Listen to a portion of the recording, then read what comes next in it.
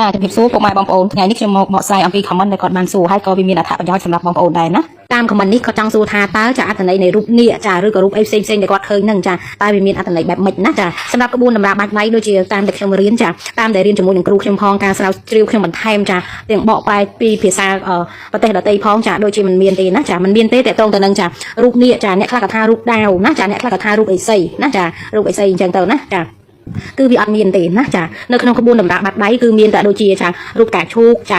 សម្ពៅមាសសម្ពៅប្រាក់ហ្នឹងចាហើយថងខ្ចប់មាសខ្ចប់ប្រាក់ចាសញ្ញាកាកបាទចាសញ្ញាខុំក្រងរង្វង់មូលសញ្ញាការ៉េក៏ខុំក្រងដែរចាហើយសញ្ញាផ្កាយឬផ្កាច័ន្ទអីជាដើមណាចាគ្រាន់តែថារូបនីមួយៗវាមានអត្ថន័យទៅតាមទួលដែលវាដោះអីអញ្ចឹងទៅណាចាដូចជាសញ្ញាចាកាកបាទកណ្ដាលបាត់ដៃឬគឺសញ្ញាគុណឬសញ្ញា x ចាកណ្ដាលបាត់ដៃនេះចាគឺវាមានអត្ថន័យច្រើនចាវាមាន x ដែលមានអ្នកតាមថែរក្សាហ្នឹងមានកម្លាំងខ្លាំង x ដែលមានអ្នកតាមថែរក្សាកម្លាំងខ្សោយចាឬក៏ x ដែលអាចតាមមានកម្លាំងអ្នកតាមថែរក្សាខ្លាំងហើយអាចមើលពពួកចាអមនុស្សឬក៏ទេវតាឃើញទៀតវាមានអញ្ចឹងណាសញ្ញាអីដែលខ្ញុំកំពុងតែគូសនេះសញ្ញាអីដែលតកតងទៅនឹងចាអមនុស្សចាវិញ្ញាណអីផ្សេងៗដែលគេមើលមិនឃើញគឺគាត់មើលឃើញចាគឺខ្សែវាសនាចាចេញពីទួលច័ន្ទចាបុកទៅដល់ចាទួលសៅណាចាហើយក៏មានខ្សែរងរឿងចេញពីខ្សែចាបេះដូងចាមកភ្ជាប់ជាមួយនឹងខ្សែខួរក្បាលណាហើយបាញ់ទៅរកខ្សែជីវិតតែម្ដងចាគឺសញ្ញាអីបែបនេះគឺមានកម្លាំងខ្លាំងចាអាចមើលពពួកអមនុស្សបានរីឯសញ្ញាអីដែលតូចចាមិនភ្ជាប់ជាមួយនឹងខ្សែបេះដូងឬខ្សែខួរក្បាលតែនៅកណ្ដាលបាត់ដៃដូចគ្នាជា x សញ្ញាដែលមានអ្នកតាមថែរក្សាដូចគ្នាប៉ុន្តែមានកម្លាំងខ្សោយហើយក៏មិនអាចមើលឃើញអមនុស្សបានដែរណាអញ្ចឹងបើសិនជាពុកម៉ែបងប្អូនចាមានសញ្ញាទាំងអស់ហ្នឹងដែលខ្ញុំនិយាយចាហ្នឹងគឺមានអត្ថន័យអានឲ្យហើយបើថារូបផ្សេងពីហ្នឹងគឺគ្មានអត្ថន័យឲ្យទេអញ្ចឹងមិនថាការជឿគឺយើងជឿដោយបញ្ញាចារឿងខ្លះដែលហួសណាចាហួសកម្រិតចាដែលយើងវិភាគមើលទៅវាមិនសមគួរណាតែកុំជឿអីណា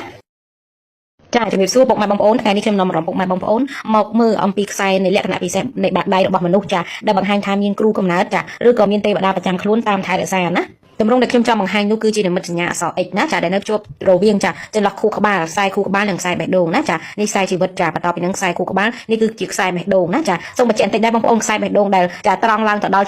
ដៃកណ្ដាលបែបនេះណាចាគឺខ្សែចិត្តមនុស្សដែលជឿគេលឿនណាជឿគេក៏ជឿគេសុខចាខ្សែដែលបែកបាញ់ទទួលប្រហោះនេះគឺបញ្ជាក់ថាគាត់ចាអ្នកដែលមាននិស្ស័យជាមួយនឹងព្រះធម៌ចាចូលចិត្តធ្វើបុណ្យធ្វើទានណាចាសម្រាប់សញ្ញា x នៅកណ្ដាលបាតដៃនេះមិនមែនប្រកាសថាតលតែមនុស្សនឹងចាមានគ្រូកំណើតចាឬក៏មានសំណុំសង្វារទេទើបបញ្ជាក់ថាមានខ្សែនៅកណ្ដាលបាតដៃនេះអ្នកខ្លះគឺចាមិនមានចាគេហៅថា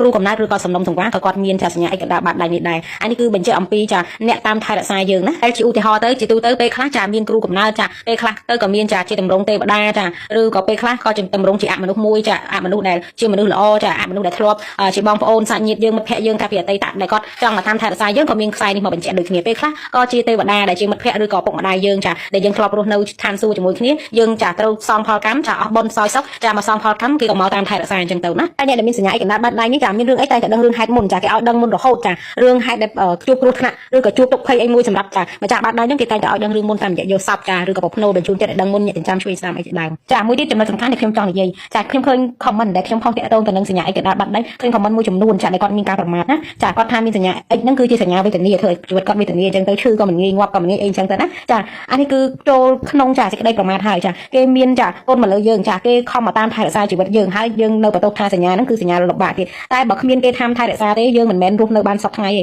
ចាបើឈឺមិនមែនឈឺហើយមិនងាប់អញ្ចឹងទេវាងាប់បាត់ហើយនេះខ្ញុំនិយាយឲ្យវាចំទៅណាចាអញ្ចឹងខ្ញុំអត់ចង់ឲ្យមានសេចក្តីប្រមាថទេចាបើសិនជាមានសញ្ញាឯកកណ្ដាលបាតដៃដល់តែខ្លួនឯងមានអ្នកតាមថែរក្សាគួរណាតែ